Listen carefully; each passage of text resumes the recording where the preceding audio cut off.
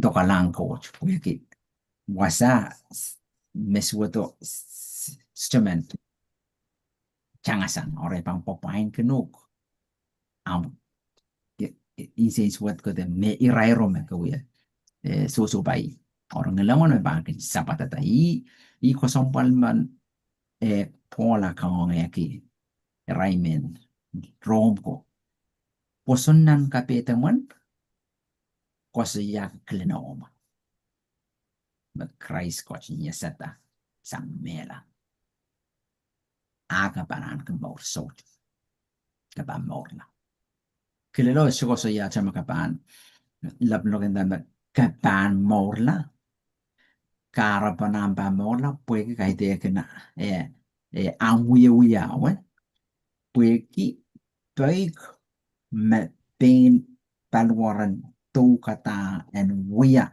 ni ai so me palwaran mo sos da ka ba uya ap me ko chua ta sana na mo yo o essential pong kilauman nakapukata maran Christ at the banjo kasi kilang up Mario makapukatan pag ele me ko karongo may banjo mauran all melang alam don lobo ni riaman lala riaman aman rang rongoro yang yo rongoro asi sa wi mamasan don lobo masan isu me mamasan ki aman lalawe pacuan na ko me pinang kos ya me non mana ta ke su kapit sing chai cha mosa alap chiu lu porenta nen la na kichak cha waron cha kolol a ol manet suchat me ko chiu me sopo me uyat or iso pa ilang Christ niya sucho nonu eso chokin sarawi es cheplekin yang kola uyam sucho I choran me chuang Christ rano ap tamie kon lale utan auta cha kosa yasan tapete tap ma kom bam petero nang chungol we ya kom chamani lab lo ga osin da I muy to kamere le me I nan marki mano bam petero na we osa me nan marki manach kai te na we samba no ki mia me ko chiu kauno ko sam kongongata nan kapeten lap lalap manach pueden utan ak chik lao sakar kita ni ay sama ka kita ngil men bombe yakis po kita be ma rakinda ma ka kamakam ko war nakraban kollo ka yugati porque no naklabala okay klanga sopo ngasa on coach ma ka war yang coach utan sensan ongi men ang kapetan me ko jokana na coach no ya iklelo me Paul katkatete udankan lo kaya lang ka ono ukasan selta mar me me coachin yasata me coachin pewet me la suja ramas man klang ramas man yasata lel rano suja ramas man kakinta me klang ramas man protosang nan so ior ya luseli yang mo aseli suja man arnia iso me Paul kan me rom kan jemen leki ngilam mon kosompal setan oso tame oso ki pueki yei ia cho ngilen no waksang ngil koros na santa ibabel kala bakrechain tama kareta setan oso Christ mon sapol machong batang maka mangolanan nakra lauteo rojo jikri isak bayo risak mau risak kuno kapan diarata me mon pichera katete me ye sises me uya sabon mon koji eros setan kos yayar setan kan ciata pona ramasako orang kinta I come sabon mon koji Así es kita kumai nenen lak mai pito isang. Lang abia ko sompan. Mengilan kraiso di makareta. Coach mo yaw to claro masano minano tuk o miyang ngile na insanta. Eslar palti nan labin masanan. Palian cakay dito palian taropon. May uwi ki pa sa masanon coach koros sang nan moin Moses ko to lel nan malakay ya kos ya tu Christ ima Christ masan isu ko tong kowela koson na to an so ko bogo son koros me paldiera kos ya iyo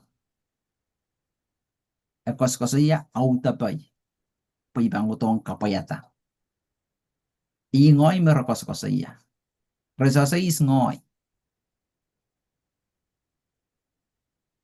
ama ka ban jok nai son wono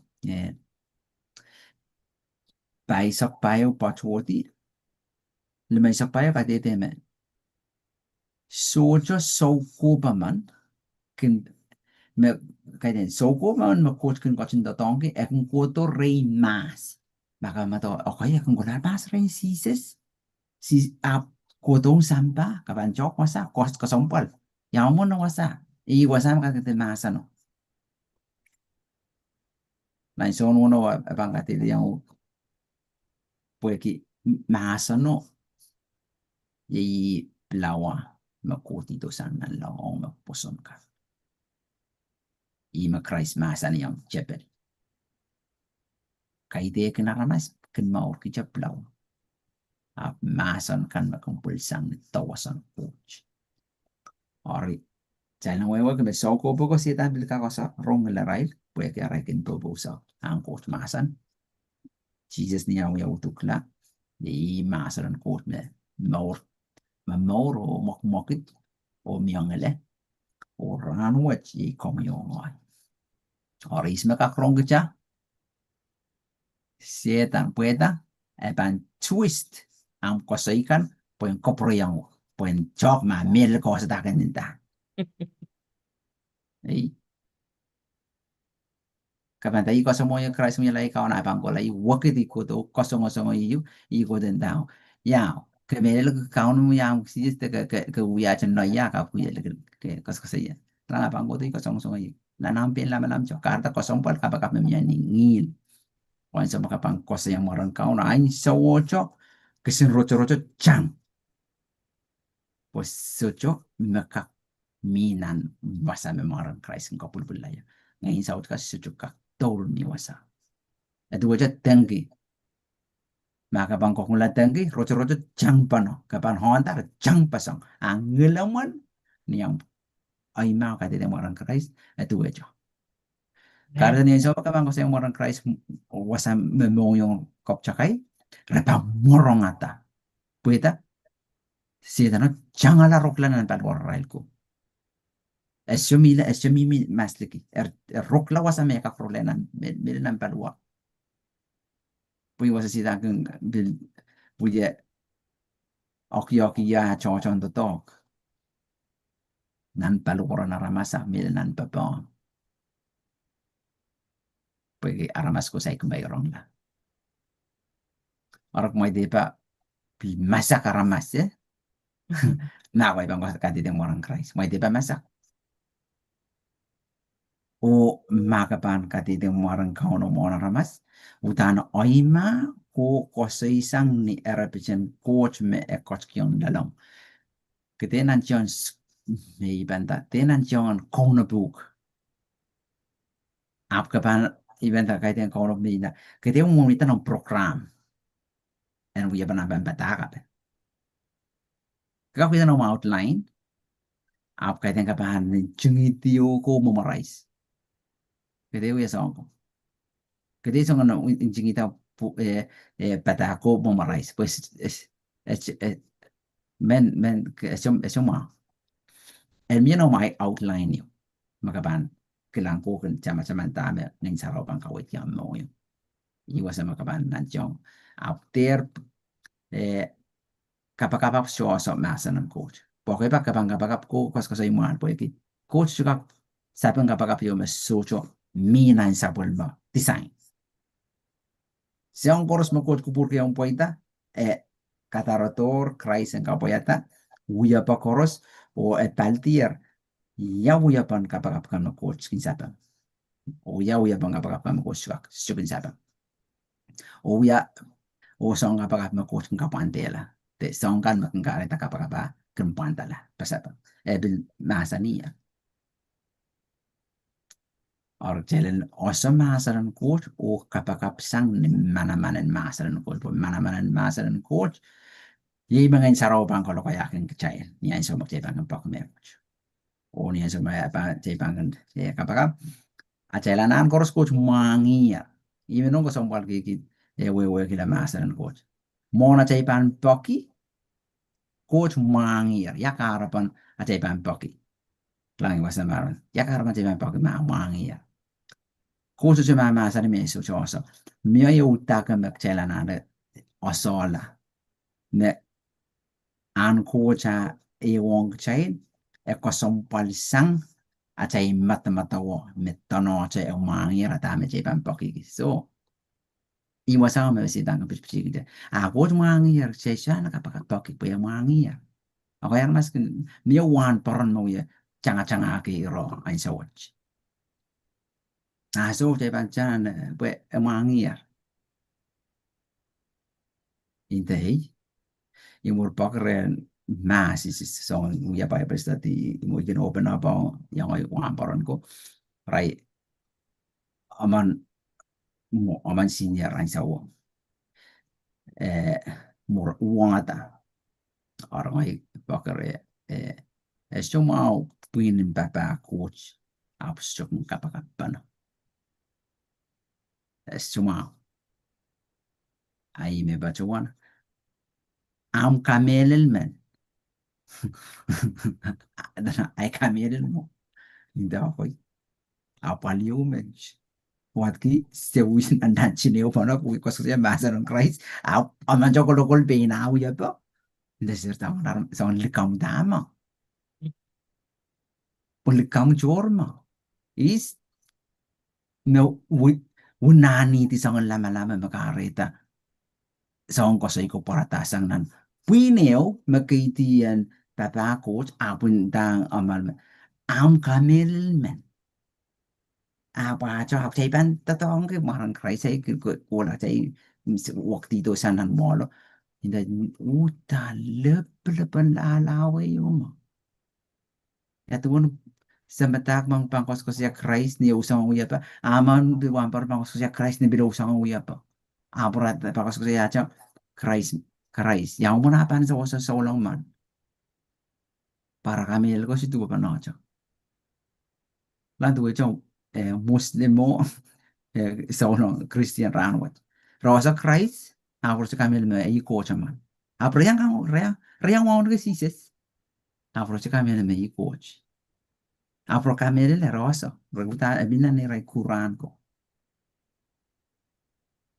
Ahora tu echa ya rano tu echa wat ya kai. Akai kij makaiti go, akai kij Muslim, akai kij Christian. Ahora se te tak panan pros. I karasa yang ufe i ponobon kita ai pok sen ko panak sing kapaka poeki seno sola me arama saman me sucu perang ke kapaka kos ini mo na masuk kau bang kita arama sama tak likam poeki puini makan kamakal kita mana dengan ko nyarai min pono arai ta to kan papa ka ono kan hitpok sa waun o lengan ko kan sain salta poeki dia arai le kakene eu pono ne mele paka picho klelen me solong me ipsa parke ngain sarawul ne mel porque kalula mel me utan ken opon ke kapaka or jala sa ma sai kapaka ngain saut ken rong o ngelaman kaiten koma kiyauk coach ma coach kiyau onien sa ma kay ipsa par ngain saraw coach kiyau ngelaman nan lang mi lo kaya yo coach kay piti yang makan tatong pi niang wuye mamotong balen sampa wak sangil makaibuti ko war-war niya sa me ka atay no kanai chiki child dia e waksa ni so makai sabal mi yung il kap Amen. kuot sam mangi me I sapul makong or sietan yang osome sapul mong kuot child or ya e bang yap ko Amen. autot kinge mo tepun kala ko sa pachuan ali alu ngai sarawi kelegala ape utang ko sang pan pwe ki semen chenen so cho we ki ta me song ko sai ka kin san sal ki yong chen song ko sai ka kat de yong chen match na na sai mi mok mok ne pal wora chen we ala cho chon to kan ngai sarawi match I utang we o sola we ki yong ngoi me pal wora kai ten ngoi me kaun takeo Oso chai uyapa. So ai uyapa koros momla. Pues uyele kam chor mo kanan koros. E won coach. Uyapa koros mi pan ma markemet. Uyapan coach. So chum me ko chikam. A uyapa men poitare. Ore da me se ser kapan kiso. Me mo se kola nan pork pan da don kema. Utang punga pan wasao. Ma coach. I rot me ko chiu nan ein sawi. Baik. Tatong kita me mia. Na ko lang moch nom kamayo me usik kede pura la ni mo kala nom naipo tatong ke kamao rano ko rano kamaban ma porque te kola ko ala naipo purto ko pelati ba mo mo en kauro mang yer ba kaban pela me ko chiori ba a da kaman ba ma o ranes Amen. ori telen osa ora ma ko kola ni sto wa so jo wa sense me char mo en gasba na no pain ta ko ko hila kabang pain na kis me charong mo me wa me ka ko nan ba mo no pero ma charo ko osa ona tu je ma ka bil ka wi dal ko yo me que te ma il ko ga den ko la ka oi oh osa pa ikion ap chama chaman bo nen sarau bil ki yong chail kamarain song jojo baik ein so koros rong ein sarawi o ba ma chikyang ha ka wi tak jojo ong ye kin se kalap sa baik ong ein sarawi kai de ngbo gis ikin puro puro eu ba ko yasa I patola Walmart o ya lu da to ni wasan toilet tissue nganan kamarain ko to ya ale toilet ai dai kai si ko to al toilet o ko ni mo okay nak toilet me cho ya chik chik la inda oh ko tin sa ram la ma ko nya mai bir pur klang mai rong cho e chong prong purala e ko song pal bandami pa chong o Amen. so la Amen. rong okay back coaching Sarah is so loving and so kind and is so amazing to work with. Porque tame minan pa mo na panta tong. Korean tu echo tame Moses uya mo sidang ko. Tame Moses good mas. Tame minan pa mo. Sin ko monkeys ko mo bil mom suwat sin ko monkeys. Ongi. Good mas kaya juga mang yo men. Juga manaman yo men ngoy magapakata. Sisi me ko kapakata. Banda dong. Karena udahan mo yung lamun ko jo tono sa ngayon sa rawi. Kete uya ka ba kaman lao la kong lao sa la so iban tao min lao te kete te totong ka isang para uya likam. Ay Amen. isang para uya likam makinda kaman lao la kong gila ma kampang ka kola ko kasi ya basa. Sisi pakyo. Ko su chana na kan la kong gila me. Nya so me sermaya inta mo awaya me samin suka kola ko sa ya wi me chik chik ni mo pulopul. Isi makabubuhat isi mong itaw man. Ay mo kasama no sa langin sa rapo utang sa rawi is now with us is willing to do amazing things through us. Euro making yang kangonganan memories so long. Ma coach ka give things through you abang give you. Abang ki kom. Ma coach ka coach ki yang me coach me bang ka biker sanguk udan bang coach ki yang. A me coach me es awesome abang es bang biker sanguk es bang yang. Po me coach me coach kun kuburki en chola en we la lautla. Stupaki coach men we ta me coach me chiki. God is a big abundance and powerful God. Or if God can give things through you, he will give it to you.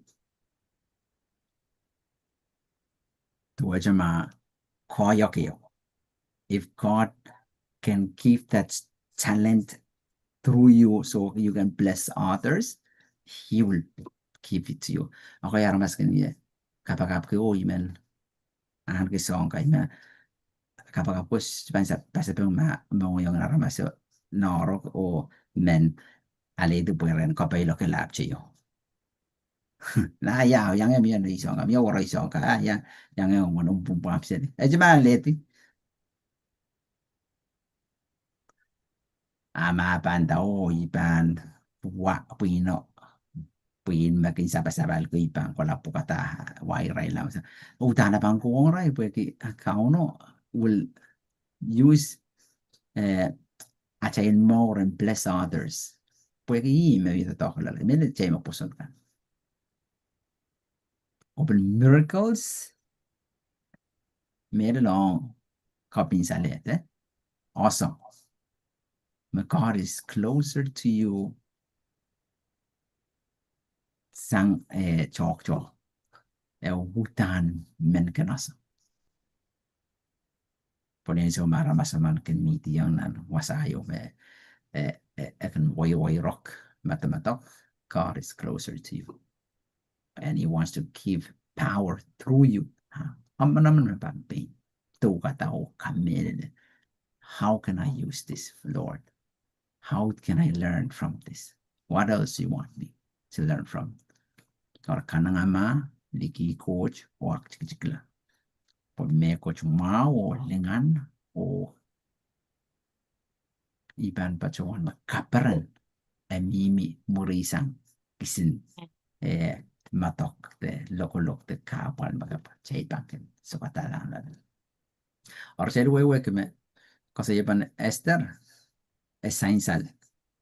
Me ye kille come kalwato me ein so apal kispan miota ak chikla sainsal da mo silangan ko morisang relax chikla o moitala me koros por en rapaki ang ko cha kalangan talasang mo kamatup kakalek kakauliali kopo na pungaray teraperen let ranwatch nan mas isak payo isak lamaw isak uno na weekend to main sus kachaman holiday of Purim puwede Esther y Mordecai kapal me wiyang rail nan Persia Amen. mon Christ sa koto kamata po wiyaw lalran Christ bilu lo pularis tangin sa rokoto they are still doing this a unique on communion.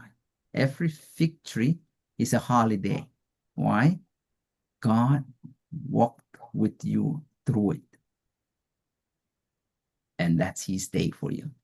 It's a holy day for you because God's holiness is upon you. Celebrate. Or kap nga po, may manaw kang chay sa usulit. Nilaman, God loves to hear your voice. Ongi yang ang sa kapag nan lamalam. Meron sa may pangkin challenge pain ngoy. May pan palian me coach yan na kosoy. Yang sa mas me klang cha me coach kak mo rai song korusya sa jobs. Pwede produto na nai mali ngoy kaker recall song korusya. Kung yang ajan. Ari chukana na lokaya. Karon dujan sa magakin ko lako watag message sa chay koros ko yerta moin poi bigile mesyo kin minan en lamp. Hoy cortan en lamp or kaperta sin lamp karasino or statie. En pincel inching blank sin chuko sin book me line go or memorize vocabulary. Nasun mato. Nanti yung memorize vocabulary ko na or mayroon pa na tangkap kapatan ng mga intala yung spelling na yung tama part of speech tayo na ila meaning mo.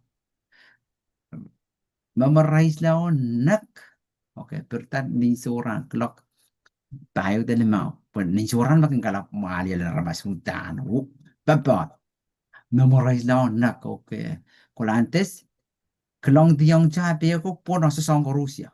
So siya na Ori jangan lari me. Iga klong la cho klang cho me ko kilel ti ori. Or tu je beli kapak. Selanan lo kaya. Panau da cho lo kaya nan mali no. Kono tu je kapach se kachoror nan mga mete bil wanchu ko. Ke uya chanan mga mono ko inching di dame ke matawata. Ori isyo i recommend song ko. Pong yo yo ban masa an ke song ka song ko. Kengkapakap nan majar. Pros kentak mai bang nang kubur ai bain sai. Oris jo ugi tamara mak mai kapakap nan majar message sai. Apa dia tame epung son kapakap ai so maka keleop miminan. Tongot me kekele plade. Metu wacho. Kestemen uya war wasa. Kabanyang po na ke Manila yo apulalaman o amlaman ke kawalang kauno ke chana ko say makapan meet yan na isang kapagap melaw ka chayro melaw lo kaya tatong kang lawan o makabil masabuya kata lo kaya kapakap ndo kaya men maka kalkalep kolaloy ta ko bil sangat ta lo kaya po ngayon suwet man sangat olaloy oraga krom ngelawan. Ya que suwe tami pachuan ko te.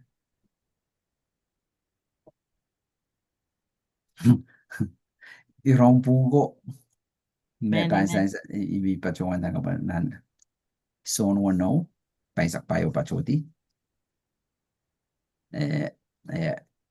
Mac era lauteo Mark chapter 1 verse 24 25 26.